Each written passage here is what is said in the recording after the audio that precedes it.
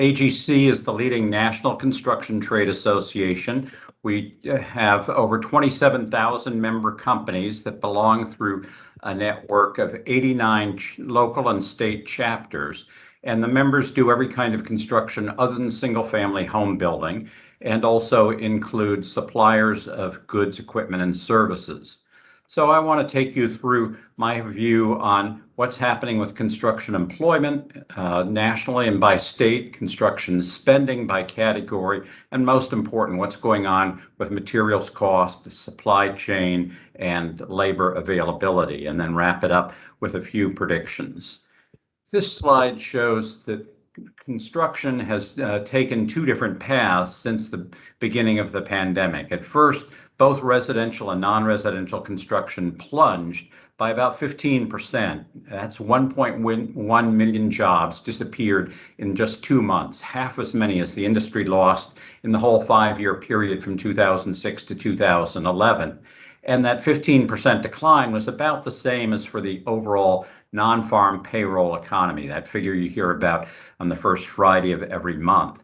In May of 2020, the industry rebounded more strongly than most of the economy, as the jobs that had been ordered stopped were restarted, and people rushed out of their homes or apartments to go buy new homes or remodel and add to the homes that they were in.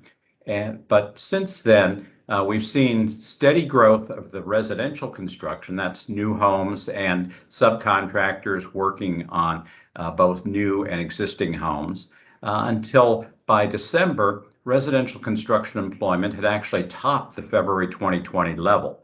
In contrast, non-residential construction, comprising building contractors, specialty trade contractors, and heavy and civil engineering firms, their employment basically stalled since June of last year.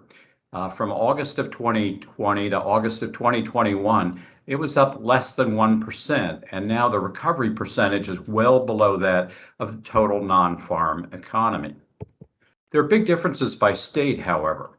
Idaho, Utah, and South Dakota have consistently led the pack in terms of adding construction jobs.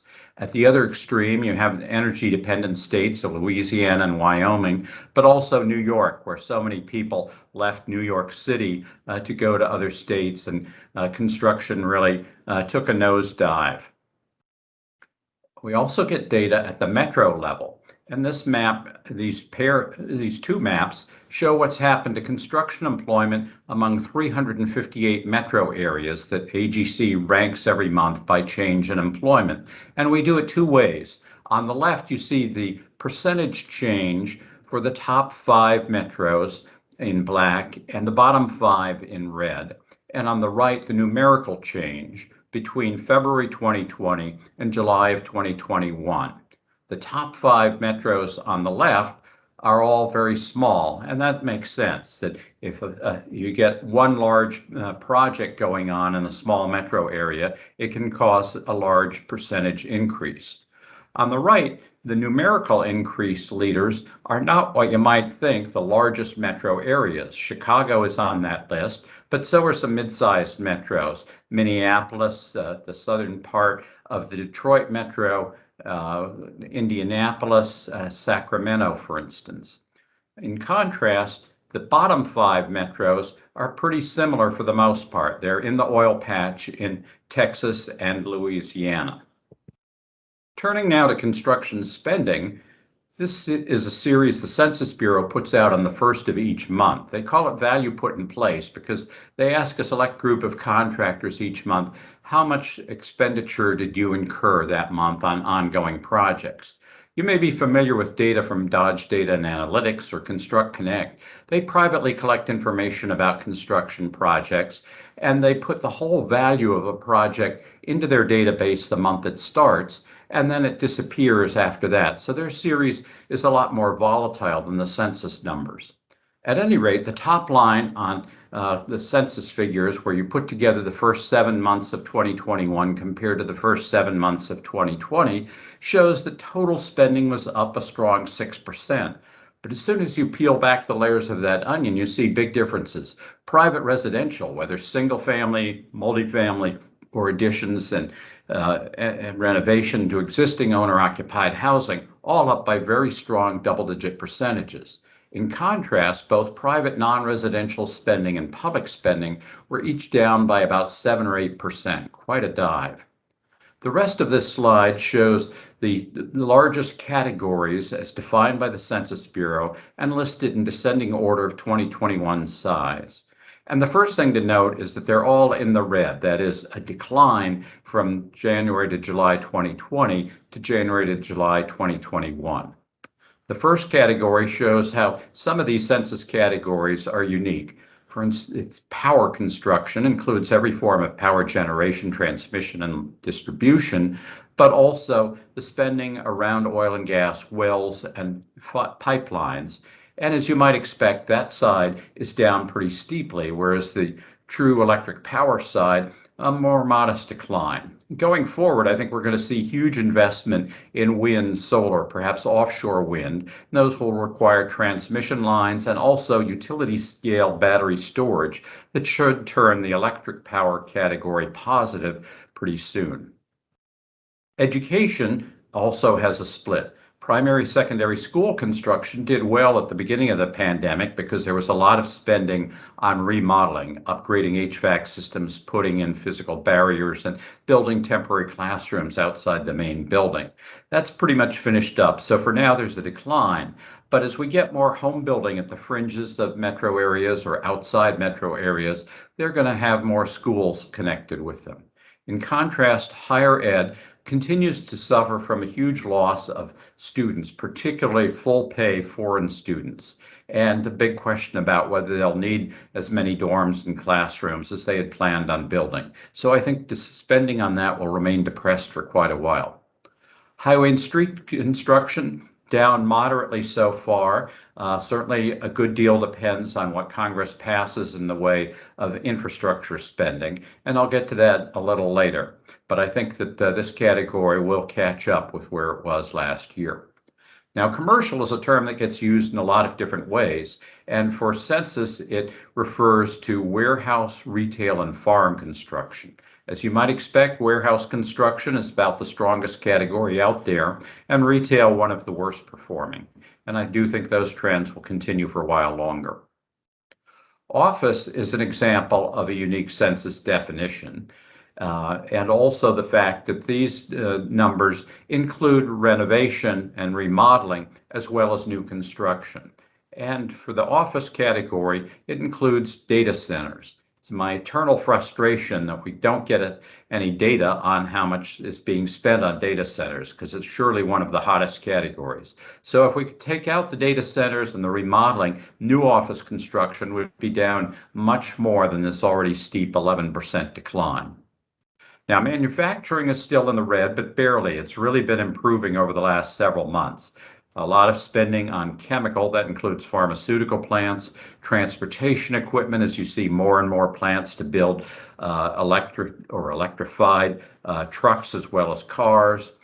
Food processors are retooling to serve more grocery and individual customers rather than restaurants and institutions. And even that electric computer category should have a big swing to the positive as Intel and Taiwan Semiconductor Manufacturing Corporation start work on enormous fabrication plants in Arizona and elsewhere.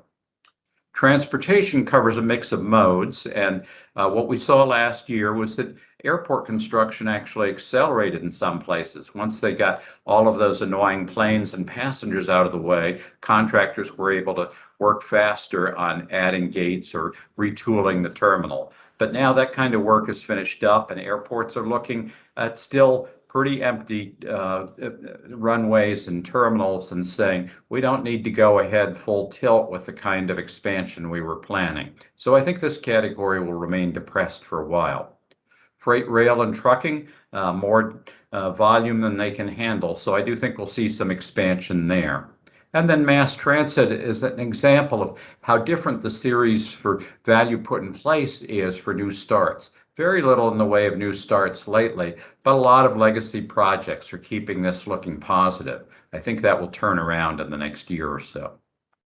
Healthcare covers, as you see, several different types of delivery systems. And while hospital spending is up in this particular period, hospitals are now being hit again with having to turn away elective surgery patients who pay a lot of the profitable revenue for hospitals as they cope with a surge of unvaccinated people who have serious conditions from the Delta variant. And over the longer term, I do think that hospital construction is likely to lag the other sectors because we're getting more care delivered remotely or through special care facilities. Now, lodging doesn't even belong in the top 10 list here. It's gotten so small, but I put it in because it has such a striking decline, the worst of any segment. Turning now to the number one concern of contractors, change in construction costs. These two series come from the Bureau of Labor Statistics producer price indexes that they put out in the middle of each month. And from August of 2020 to August of 2021, the cost of all materials and services, such as wholesalers or trucking services used in every type of construction, jumped more than 20%. And that was despite a decline caused by falling lumber prices from July to August. In contrast, what I call the bid price index, that's the producer price index for new non-residential building construction, was dead flat through 2020. It has started climbing. In fact, it's gone up 5% in the last 12 months, from August of last year to August of this year. And that would look like pretty steep inflation a few years ago, but obviously nowhere near where that red line is. The gap between those two represents the hit to profits that contractors are experiencing. What's been causing that? A lot of things. These 12-month changes show that steel mill product prices more than doubled.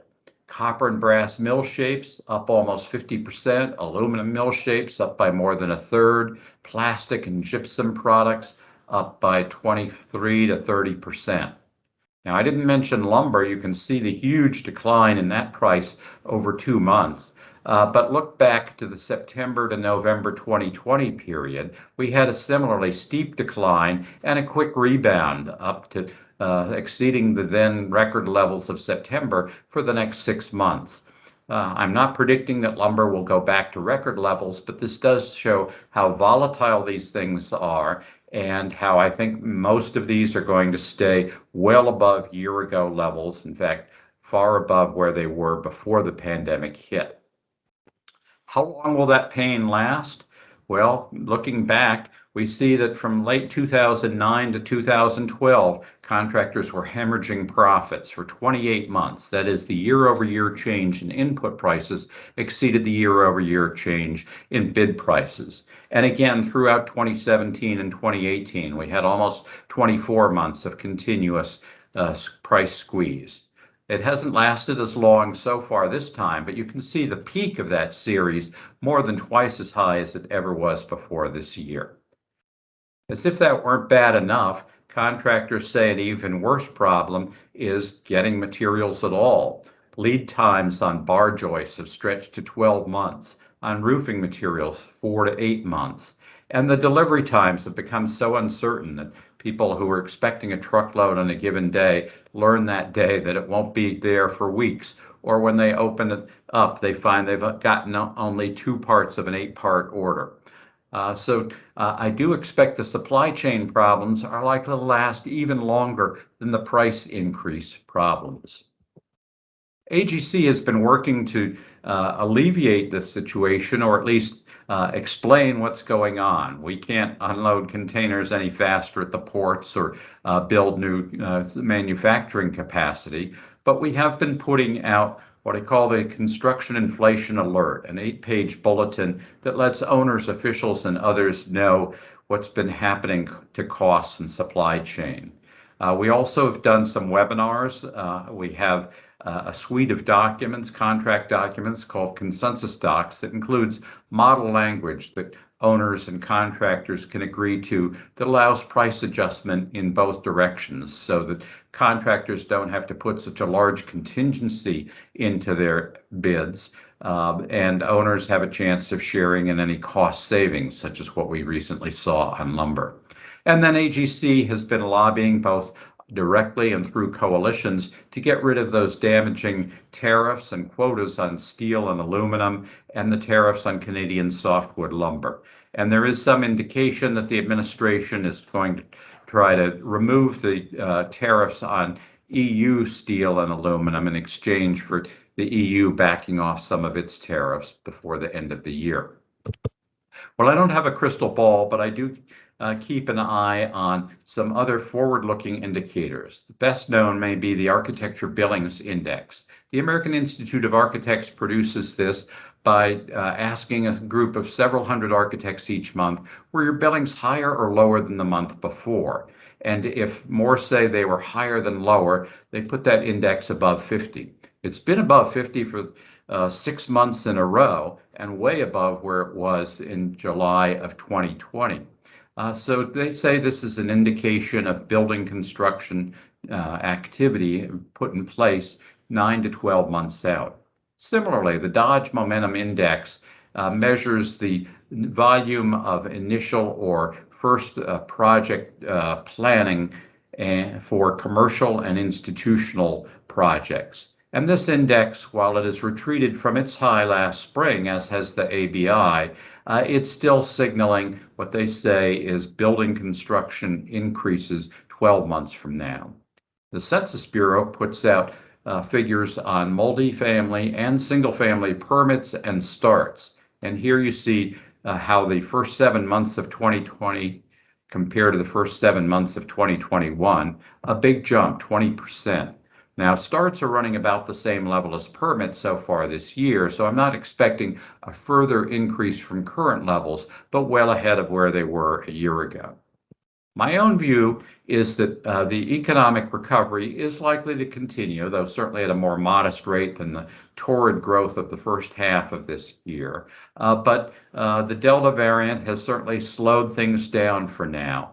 Offices that had been expected to reopen right after Labor Day may not do so until January or even later. Some schools have had to close, at least temporarily. And business and leisure travel that was picking up so well at the end of the summer has hit the pause button. So these have knock-on effects for many types of construction. A further worry is that the Delta variant is going to leave construction firms without enough workers because unfortunately construction and extraction occupations have the lowest vaccination rate of any occupation and the highest vaccine hesitancy rate. And as the federal government says that anybody working on federal property or receiving a federal contract, the workers must be vaccinated. And as OSHA puts in place rules requiring vaccination for workers of companies with 100 or more employees, this may leave a lot of construction firms scrambling to get a full healthy workforce on site. In any case, I think that construction is going to rebound more slowly than other sectors because owners, whether they're businesses that plan to expand for themselves, investors or lenders, with rental property, institutions such as universities, public agencies such as airport authorities, they saw a big loss of revenue, of customers, and a big question about how much facility addition they need in the near future. We are seeing a lot of remodeling activity, distribution centers, both local cold storage, big fulfillment centers, data centers, and lately restaurants. But other kinds of commercial property such as retail, office, hotel, convention centers, and other travel related, I think are going to lag. The Senate has passed a bill that includes a wide range of funding for infrastructure.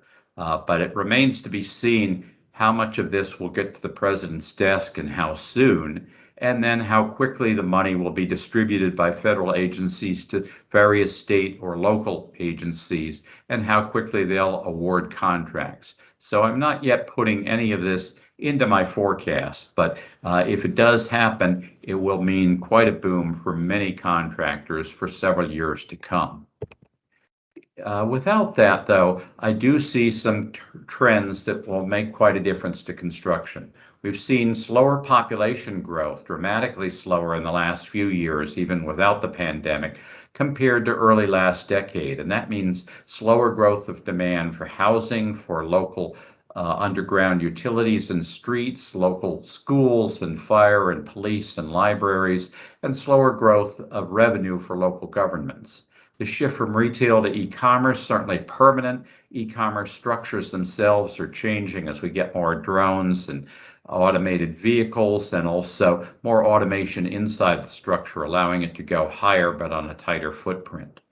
Healthcare, as I said, changing away from hospitals and more to specialized care facilities, and huge changes in the energy market toward wind, solar, offshore wind. Those require transmission lines and huge battery storage, and then more manufacturing capacity for the new kinds of equipment and even ships to produce those things.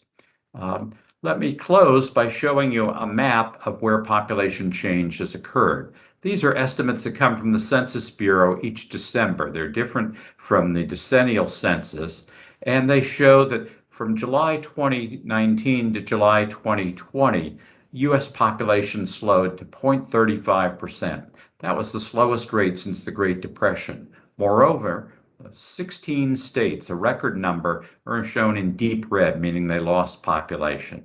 Most notably, California lost population for the first time since it became a state in 1850. And that helps explain why the fastest growing states were just east of there. Idaho, number one for the third time in 4 years with a growth rate of 2.1%. That's 6 times the U.S. population growth rate last year. Closely followed by Arizona, Nevada, and Utah.